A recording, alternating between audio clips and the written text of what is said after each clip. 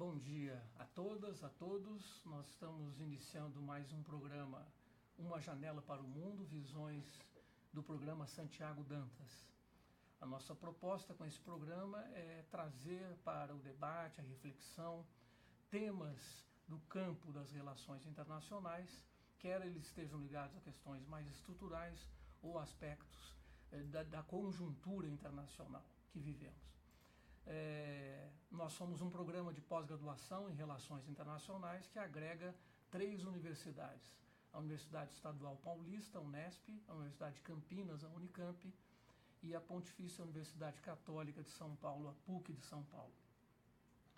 Nós temos aqui o apoio do Instituto de Políticas Públicas e Relações Internacionais para a organização deste programa, e o apoio de uma equipe que nos acompanha desde a primeira edição, a Amanda Fernandes e Roberto Rodrigues, da Assessoria de Comunicação e Imprensa da Unesp, coordenada por Oscar D'Ambrosio, e com o apoio do nosso estudante aqui do programa, Ângelo Lira.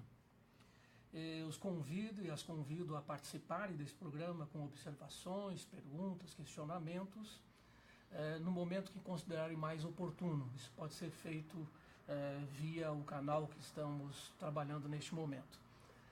O programa tem aproximadamente 30 minutos de duração, então considerem também esse tempo para o encaminhamento das questões. Se eventualmente não for possível, nesses 30 minutos, os comentários do nosso convidado de hoje, posteriormente isso será feito de forma escrita.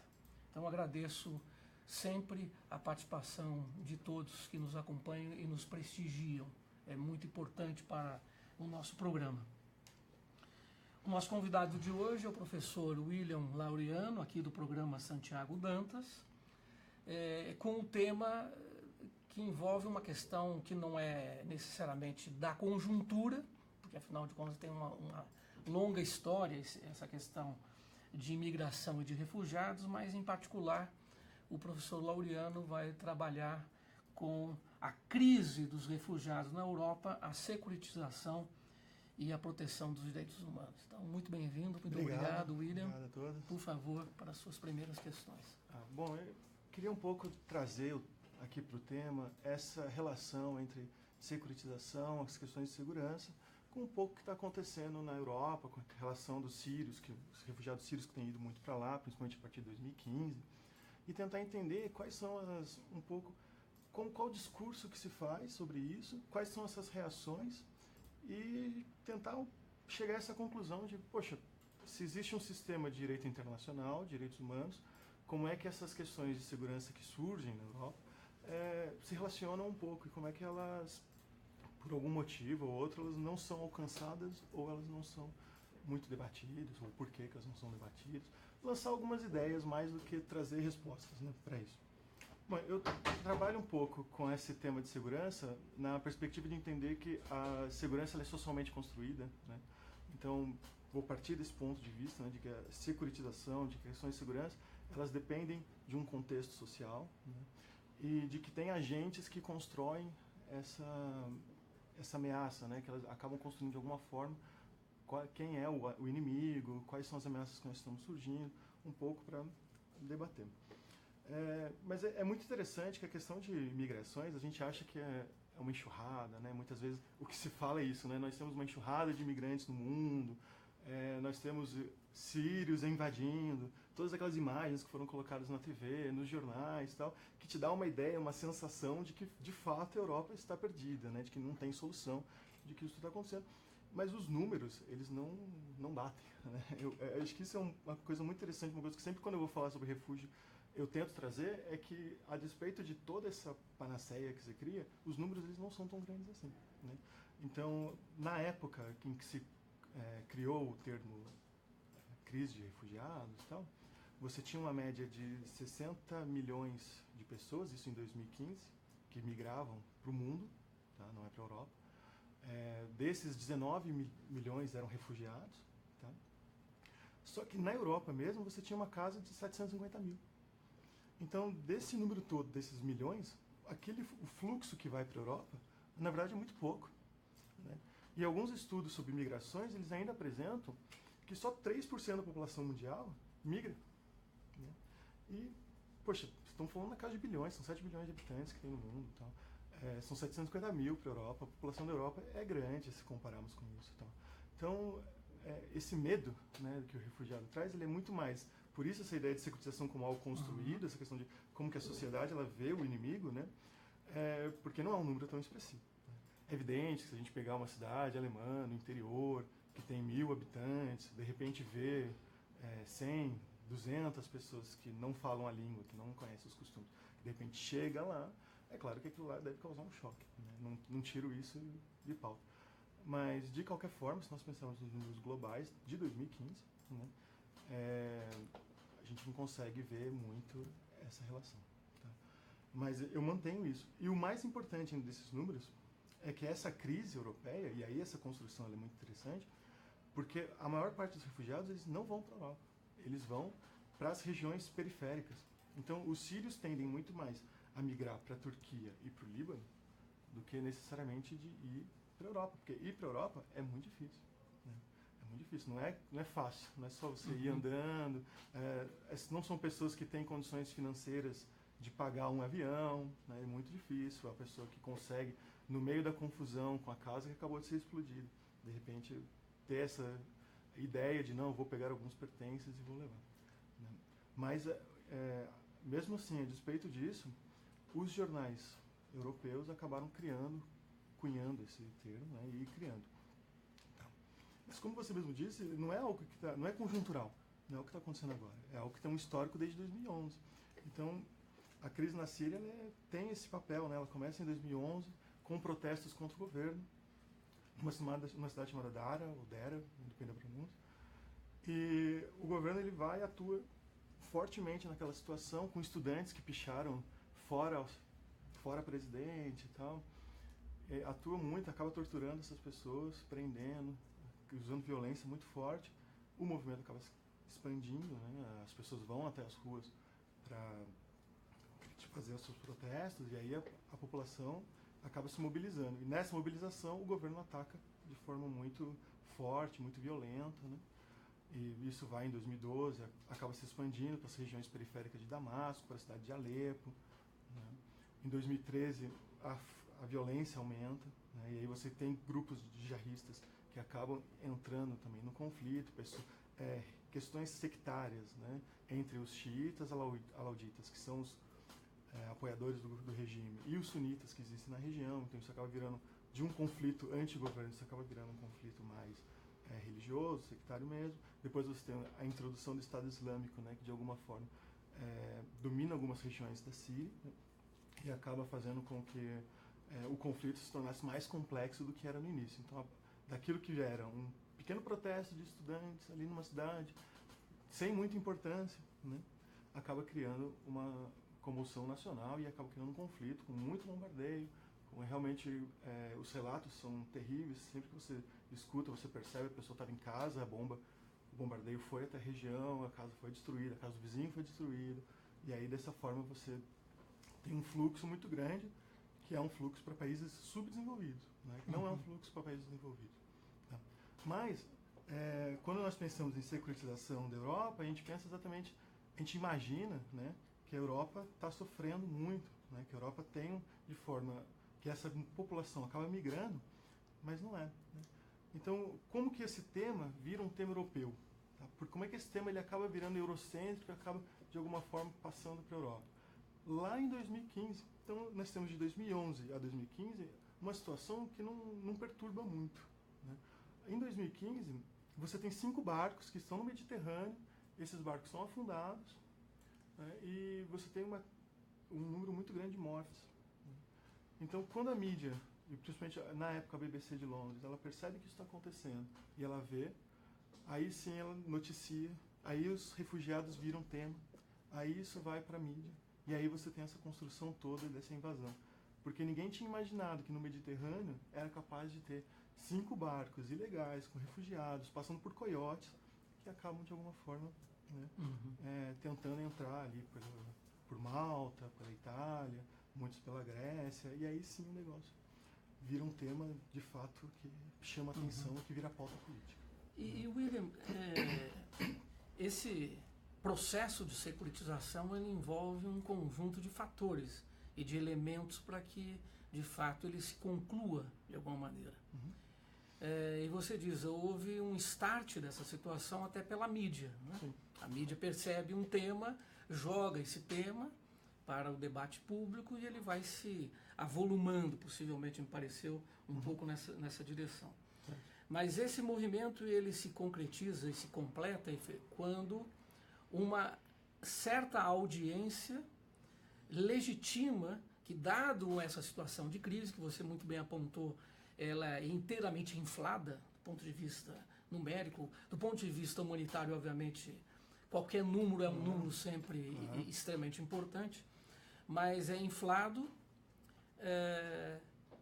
E a minha questão é, como que isso chega na audiência e se essa sociedade, ou os partidos políticos, ou parlamentos, eles acabam, de fato, legitimando propostas que medidas excepcionais devam ser adotadas para barrar o que veio então se chamar de uma crise de refugiados?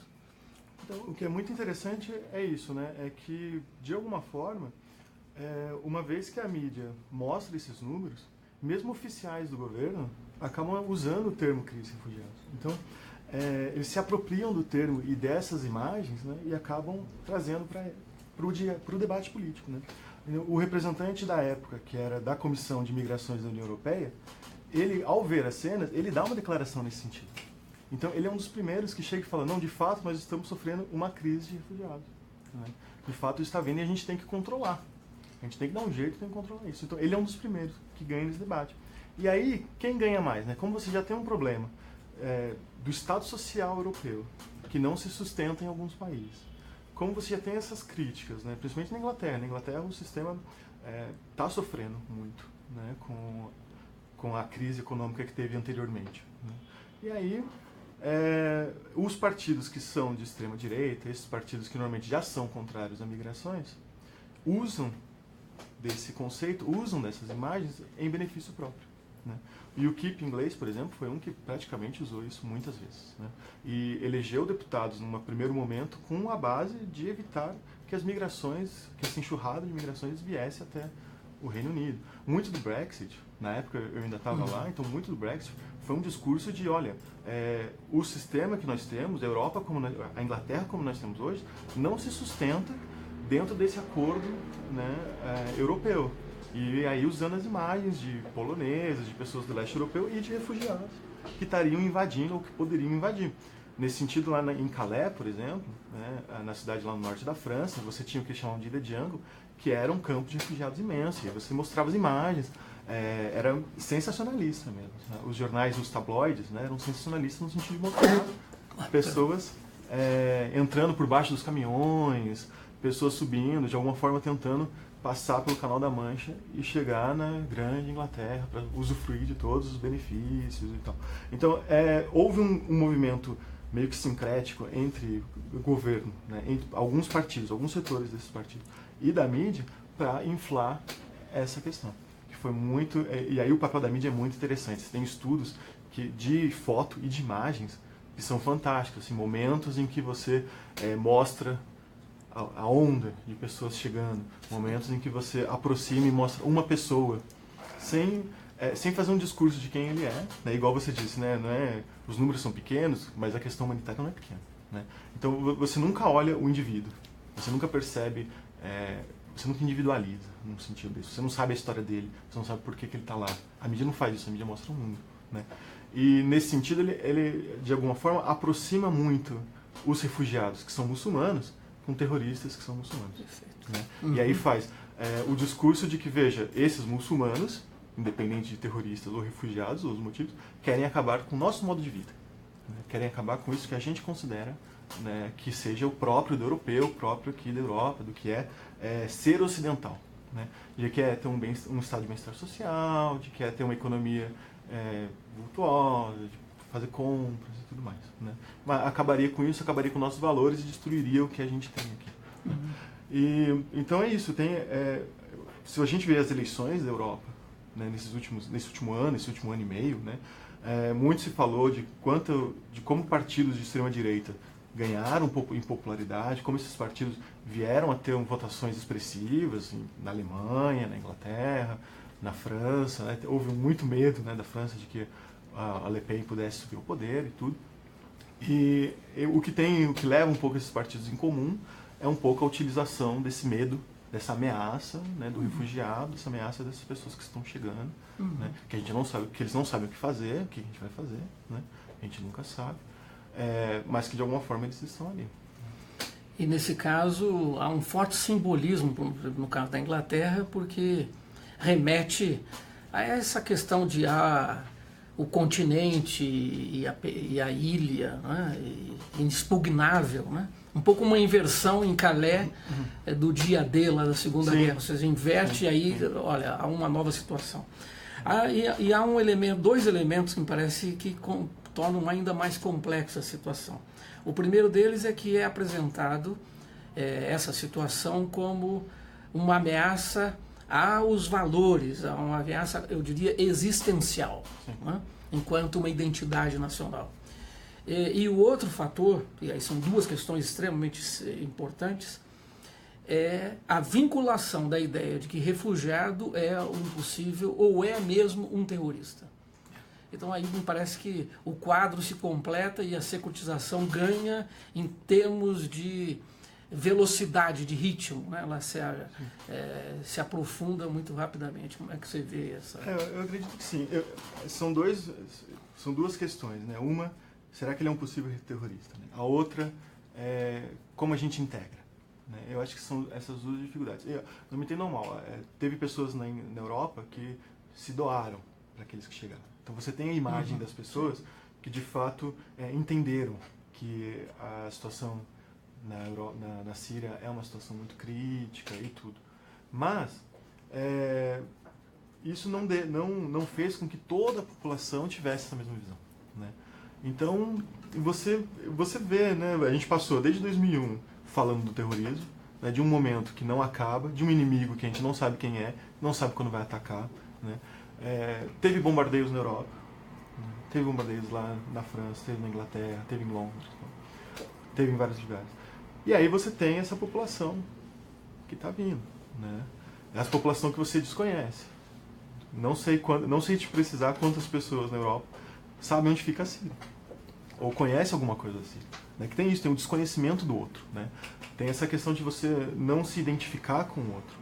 E isso une, né? Porque eu não me identifico com a pessoa e o que eu sei do muçulmano é que ele é um possível terrorista. Né? Então, são dois discursos que, de alguma forma, ganham assim, nessa velocidade e vão produzindo ideias e vão legitimando, né, políticas anti-imigração. Né? E o gasto, pelo que eu andei pesquisando, o gasto com evitar que imigrantes chegam na Inglaterra é enorme. Né?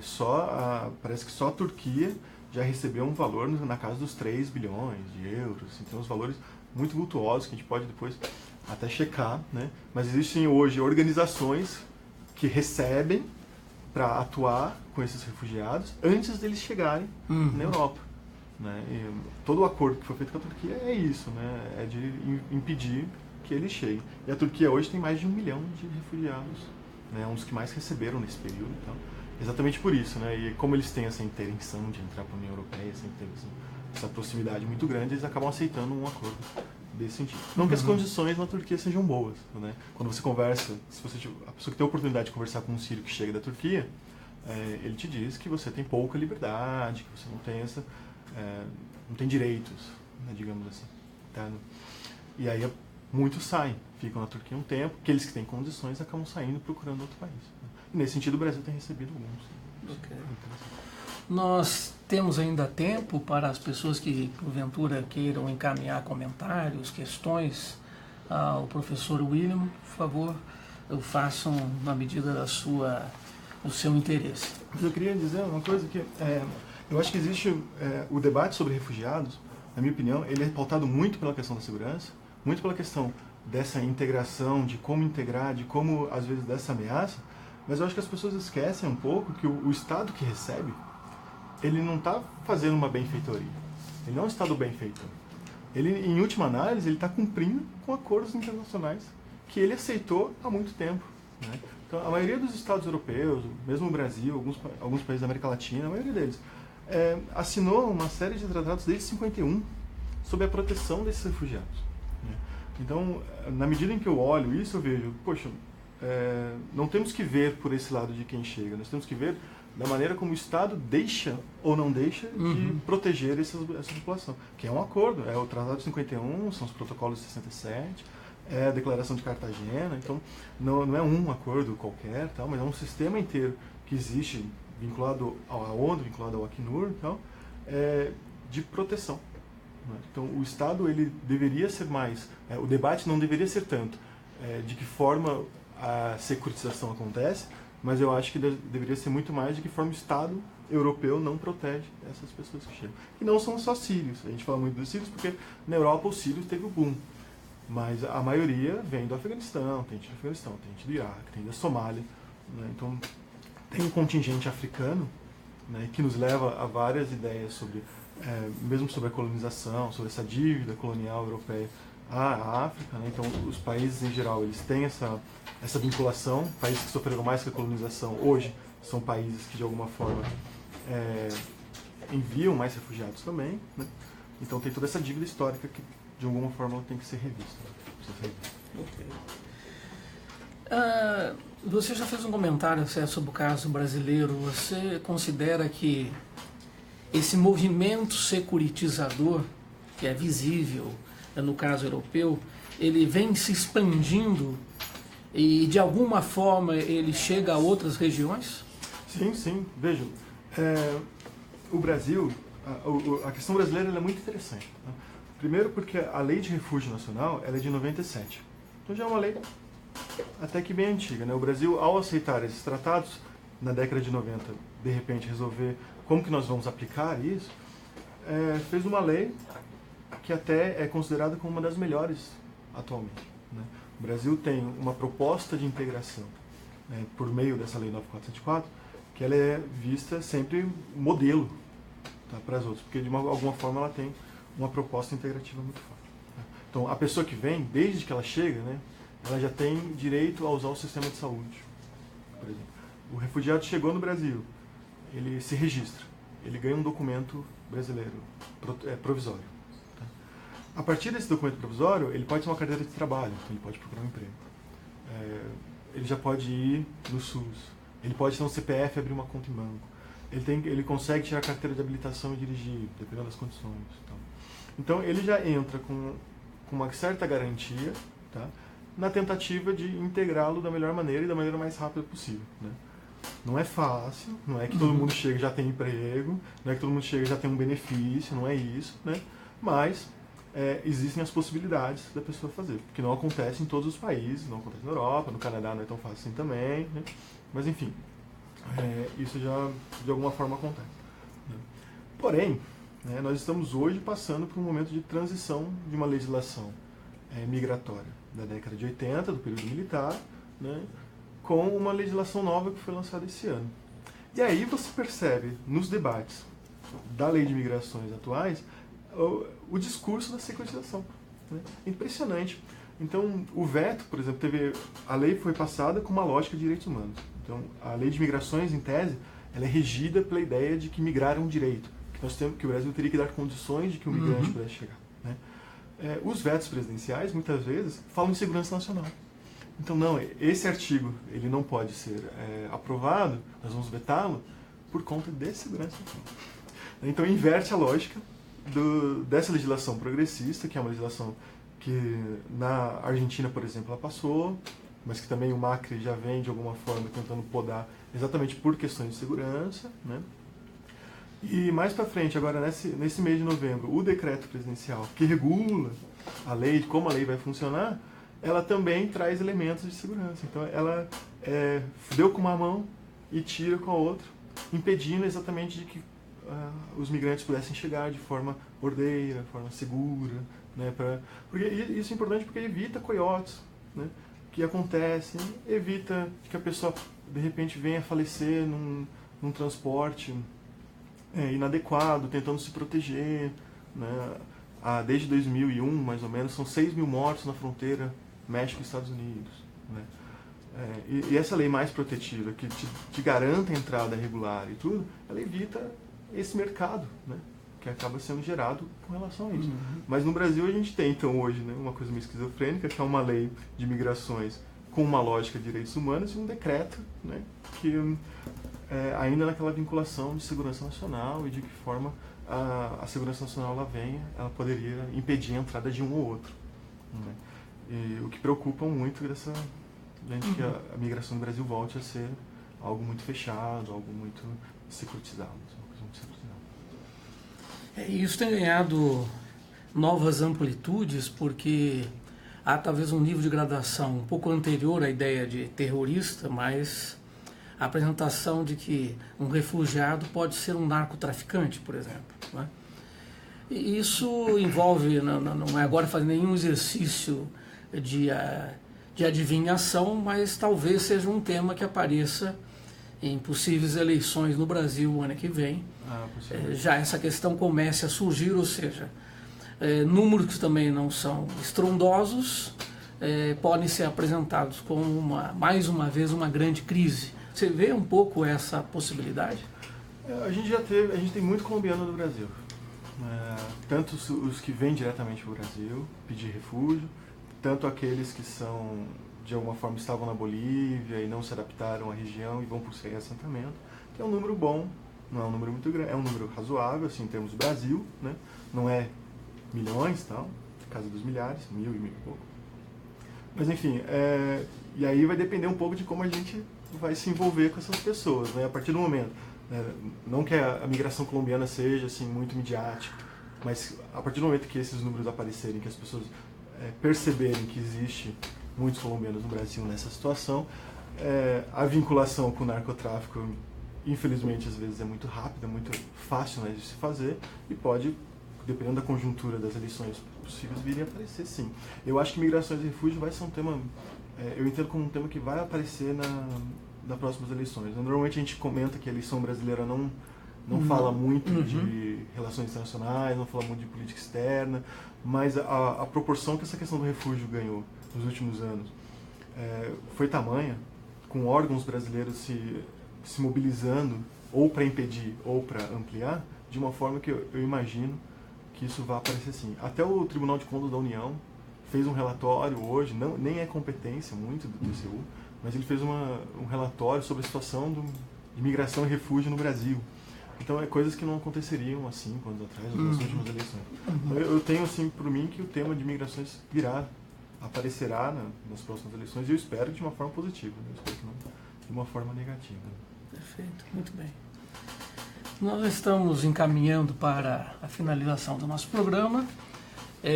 Caso queiram encaminhar ainda questões ou comentários, posteriormente nós poderemos responder.